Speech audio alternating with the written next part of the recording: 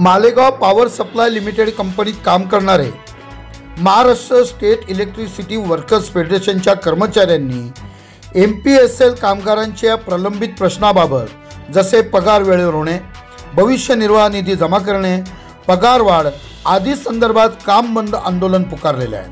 काय म्हणणे आहे त्यांचे बघूया सविस्तर या व्हिडिओ बातमीद्वारे। प्रबंधभूमी महाराष्ट्र न्यूजसाठी महाराष्ट्र न्यूज इंचार्ज हरीश मारू।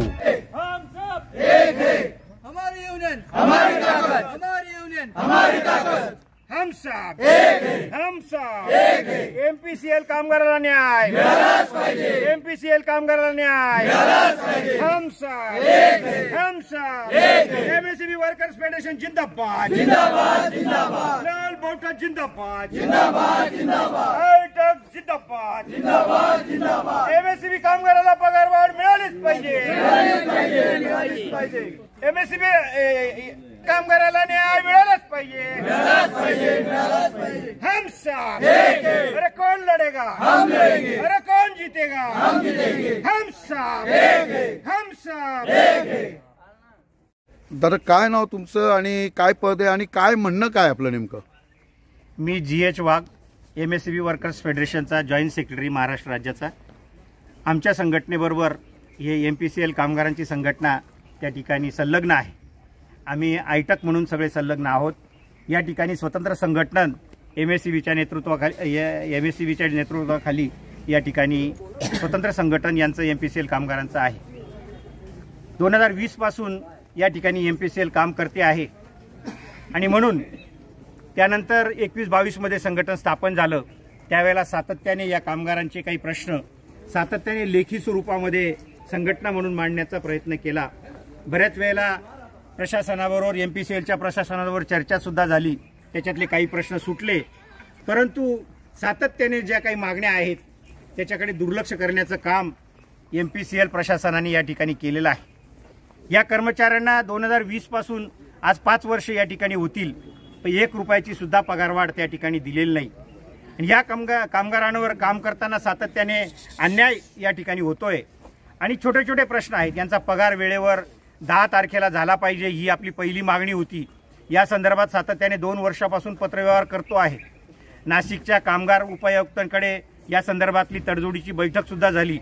त्याच्यात MPCLच्या प्रशासनाने कबूल केलं की हा त्यांचा हक्क आहे आणि 10 तारखेपर्यंत पगार हा दिला गेला पाहिजे, परंतु तरीसुद्धा प्रशासन या ठिकाणी वेळकाढूपणा करतं आणि आजही यांचा पगार अद्यापपर्यंत झालेला नाही।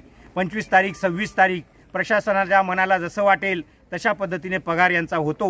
म्हणून आज सुद्धा या कामबंद आंदोलनाच्या निमित्ताने या ठिकाणी 10 तारखेला कामगारांचा रेग्युलर पगार व्हावा, तोही सगळ्या कामगारांचा त्या ठिकाणी व्हावा, एकाला दिला आणि एकाला नाही अशा पद्धतीची भूमिका नको। जो त्यांचा हक्क आहे काम केल्याचा मोबदला त्यांना 10 तारखेला पगार मिळावा ही त्यांची प्रमुख मागणी आहे। कंपनी प्रशासनाने 1 वर्षापासून जवळपास 12-14 महिन्यापासून या कामगारांचा PF जो कायद्याने बंधनकारक आहे तो त्या ठिकाणी भरलेला नाही। या सर्व कामगारांच्या ज्या वेळेला लक्षात आलं की त्यावेळेला आमचा पगार PF का जमा होत नाही, त्यावेळेला त्यांच्याकडे ओरड केली, पत्रव्यवहार केला, लक्षात आणून दिलं। त्यावेळेला कंपनी प्रशासनाने मान्य केलं की आम्ही या ठिकाणी 12-14 महिन्यापासून तुमचा PF भरलेला नाही, तो PF भरणं ही कंपनीची जबाबदारी आहे आणि ते कायदेशीर बंधन सुद्धा त्यांच्यावर आहे। तरी सुद्धा कंपनी प्रशासन याच्यामध्ये वेळकाढूपणा करते, आश्वासन मात्र देते, परंतु ते आश्वासन पाळलं जात नाही। या ठिकाणी विम्याच्या संदर्भामध्ये एक मागणी होती। आम्ही धोक्याच्या सेक्टरमध्ये काम करतो। या ठिकाणी काम करताना या 3-4 वर्षामध्ये 5-7 कर्मचारी त्या ठिकाणी मृत्युमुखी पडले। त्यांना धड मोबदला मिळाला नाही, त्यांना इन्शुरन्स मिळाला नाही, ही सुद्धा एक प्रमुख मागणी त्या ठिकाणी 20 लाखाचा इन्शुरन्स कंपनीने त्या ठिकाणी काढावा ही मागणी त्या ठिकाणी आहे।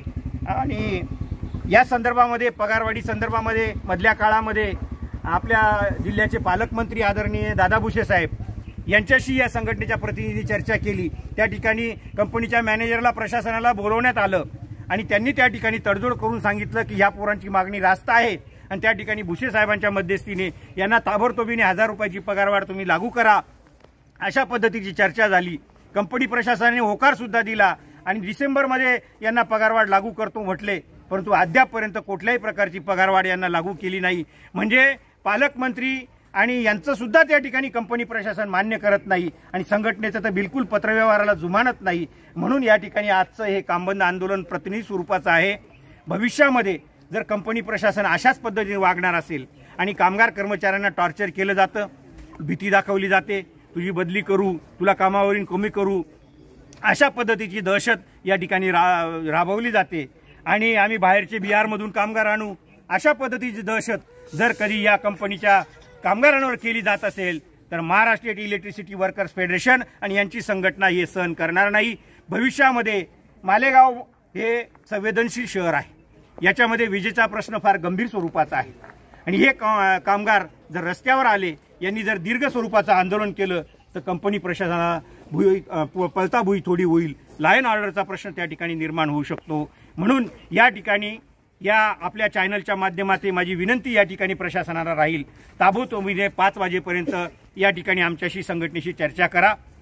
प्रश्न खूप गंभीर आणि मोठे नाहीत, परंतु त्यांच्या जिव्हाळ्याचे आहेत.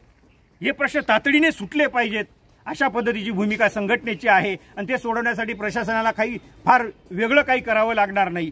म्हणून या ठिकाणी ज्या ठरलेल्या गोष्टी आहेत त्याची अंमलबजावणी ताबडतोबीने करा. 10 तारखेपर्यंत पगार करा, ठरलेली पगारवाढ त्या ठिकाणी द्या, विम्याचा प्रश्न सोडवा आणि कामगारांना जी दमदाटी केली जाते, हम बंगाल से कामगार लाएंगे, पश्चिम बंगाल से लाएंगे और तुमको हटा देंगे, ये बात चलेगी नहीं. ये मालेगाव है आणि हे सगळे पोरं या तालुक्यातले रहिवासी आहेत, इथले वतनदार आहेत, मालेगावमधले पोरं आहेत. हिंदू मुस्लिम असा एकोपा करून या महावितरणचं या MPCLचं काम चांगल्या पद्धतीने करतायत.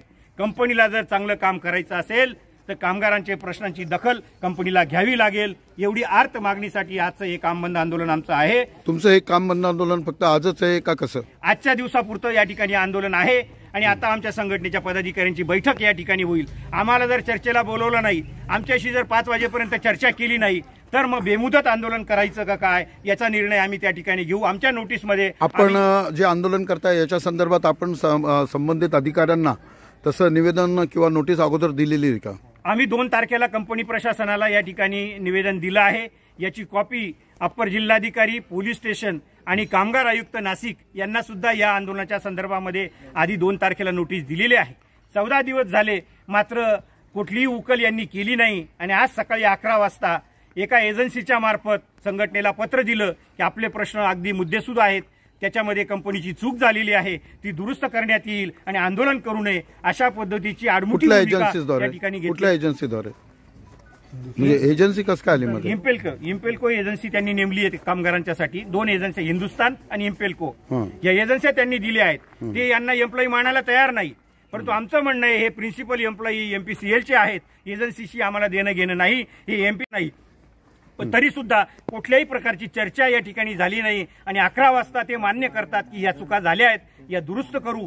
परंतु या केव्हा लेखी स्वरूपामध्ये संघटनेला कुठलंही काही दिलं गेलेलं नाही आणि म्हणून या ठिकाणी आमची मागणी या ठिकाणी आहे की ताबडतोबीने या संदर्भामध्ये निर्णय झाला पाहिजे. आपल्या युनियनमध्ये हे किती कामगार आहेत आणि किती कामगार आज संपावर आहेत आणि हे कुठल्या प्रकारचे कामं करतात? हे साधारणतः 250 ते 300 कामगार या ठिकाणी MPCL मध्ये काम करतात. त्याच्यामध्ये वेगवेगळ्या सेक्टर त्याच्या आहेत. काही मीटरवाले आहेत, काही रिडिंगवाले आहेत, काही कंप्लेंटवाले आहेत, काही नवीन सर्व्हिस कनेक्शन, असे वेगवेगळे विंग त्यांचे आहेत. हे सगळे मिळून या ठिकाणी जवळपास 70% कामगार, साधारणतः 250 कामगार या ठिकाणी आमच्याबरोबर या कामगार आंदोलनामध्ये आहेत. काही लोकांना धाक दडपशा त्यांच्या सुपरवायझरने त्या ठिकाणी केली आहे, मॅनेजरने केलेली आहे. जर तुम्ही आंदोलनात गेले तर तुम्हाला काढून टाकण्यात येईल, अशा पद्धतीची दहशत त्या ठिकाणी कंपनी सातत्याने करते आहे आणि म्हणून या ठिकाणी आंदोलनाला अतिशय उत्स्फूर्त असा प्रतिसाद या सगळ्या कामगारांनी दिलेला आहे. भविष्यामध्ये मोठं आंदोलन आणि दीर्घ आंदोलन या ठिकाणी केलं जाईल. त्यावेळेला औद्योगिक शांतता बिघडली तर मात्र संपूर्ण जबाबदारी या कंपनी प्रशासनाची राहील. एवढं आपल्या माध्यमातून कंपनी प्रशासनाला सांगतो. संध्याकाळी 5 वाजेपर्यंत चर्चा करावी आणि हे आंदोलन मागे घ्यावं, अशा पद्धतीची भूमिका, आमच्या मागण्या मान्य कराव्या, ही भूमिका या ठिकाणी Maharashtra state electricity workers federation या संघटनेची आहे. कामगारांचा अंत पाहू नये एवढीच भूमिका या ठिकाणी आजच्या आंदोलनासंदर्भामध्ये आमची आहे. ओके. मी Rahul Jat, MPSL workers federation अध्यक्ष. आमची सकाळी 9 वाजेपासून काम बंद आहे. तरी इथं सगळ्या आमच्या FRT, ONDM, meter team, maintenance team, इथं सगळ्या आमच्या ज्या FRTच्या सगळ्या गाड्या इथं अवेलेबल आहेत. आम्हाला 100% प्रतिसाद मिळालेला आहे. तरी पब्लिकची गैरसोय होणार आहे, पण आम्हाला ते वाटत नाही की आम्ही गैरसोय करावी म्हणजे जाणून बुजून आम्ही बंद करावा असं आम्हालाही वाटत नाही. पण कंपनी आमचं ऐकून घेत नाही, त्याच्यामुळे नाइलाजाने आम्हाला काम बंद करावं लागलं. त्या इलाजाने आम्हाला काम बंद करावं लागलं. तर कंपनीची एवढीच मागणी आहे, त्यांनी सायंकाळी 5 वाजेपर्यंत आमचे मागण्या पूर्ण कराव्या. कामगार एकजुटीचा कामगार एकजुटीचा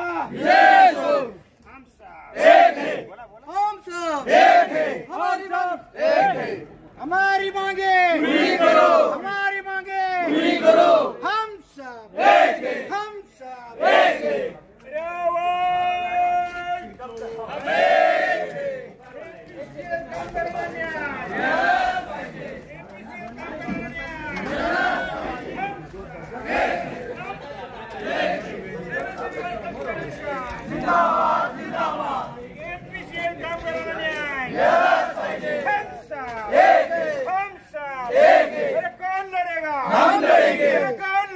हम लड़ेंगे, कौन जीतेगा, हम जीतेंगे, हम सब MPCL कामगारांना न्याय.